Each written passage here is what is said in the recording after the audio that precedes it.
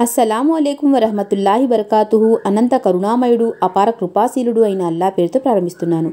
ఈరోజు మనం హజరత్ ఖదీజా రజల్లాహు గారి తనకు కలిగిన సంతానాన్ని పోషించిన విధానాన్ని గురించి ఇన్షాల్లా తెలుసుకుందాం.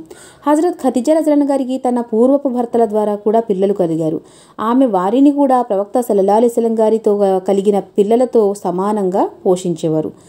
ఖదీజా రజల్లాహు గారికి హింద్ ఇబ్నే అబీ హలా అనే కుమారుడు పుట్టాడు. ఆ కుమారుడు ఇస్లాంని స్వీకరించారు. ఆయన ముహమ్మద్ సల్లల్లాహు అలైహి వసల్లం గారితో కలిసి మదీనాకు వలస వెళ్ళారు. బద్ర్ యుద్ధంలో కూడా ఆయన పాల్గొన్నారు. ఆయన అనర్గళంగా ప్రసంగిస్తూ ఉండేవారు. ఆయన ప్రసంగాన్ని విన్న ప్రజలు విభ్రాంతికి గురి అయ్యేవారు. ఒకరోజు హసన్ ఇబ్నే అలీ హింద్ గారితో, మా తాత ముహమ్మద్ సల్లల్లాహు అలైహి వసల్లం గారు చూడడానికి ఎలా ఉండేవారు అని అడిగారు.